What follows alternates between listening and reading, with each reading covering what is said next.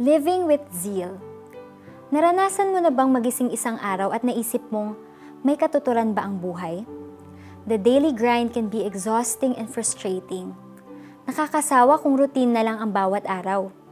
Remember that movie, The Matrix, where the main character was asked if he wanted to change his life? All he had to do was to choose between the blue pill and the red pill. If he chose the blue pill, his meaningless life would continue. But if he chose the red pill, he would discover the truth and live in freedom. The guy chose the red pill and that changed the reality of his life. Kung sana'y pelikula lang ang buhay at isang pill lang ang kailangan para magising sa katotohanan. Pero hindi movie ang buhay at sa totoo lang, mahirap ito. When we lose our zeal, magiging dragging at stressful.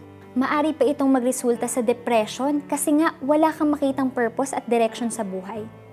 The Apostle Paul found his true purpose in life when the Lord Jesus appeared to him on the road to Damascus. Nagising siya sa tunay na calling niya sa buhay, ang ipangaral si Jesus sa mga Gentile. Bagamat may God-given purpose na siya, hindi naging madali. Marami siyang na-encounter na difficulties at persecution, pero hindi siya nasiraan ng loob. Itinuring niya ang mga paghihirap na panandalian lamang at magbubunga rin iyon ng walang hanggang kagalakan na nagmumula sa Panginoon. When we seek God for our true purpose in life, we will live with zeal. We will not rely on our own strength but on the Holy Spirit to empower us every day. We will be hopeful as we look forward to eternity. Temporal lang lahat ng nararanasan natin sa mundo. Pero kung isusuko natin ang buhay natin kay Kristo, isang magandang walang hanggan ang maghihintay sa atin. Let's pray. Jesus, I commit my days to you.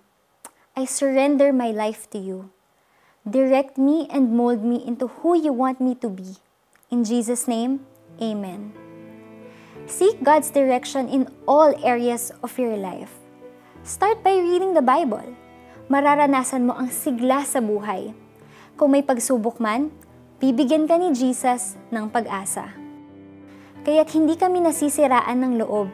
Kahit na humihina ang aming katawang lupa, patuloy namang lumalakas ang aming espiritu araw-araw. Ang bahagya at panandaliang kapighatiang dinaranas namin ngayon ay magbubunga ng kagalakang walang hanggan at walang katulad. Kaya't ang paningin namin ay nakatuon sa mga bagay na di nakikita at hindi sa mga bagay na nakikita.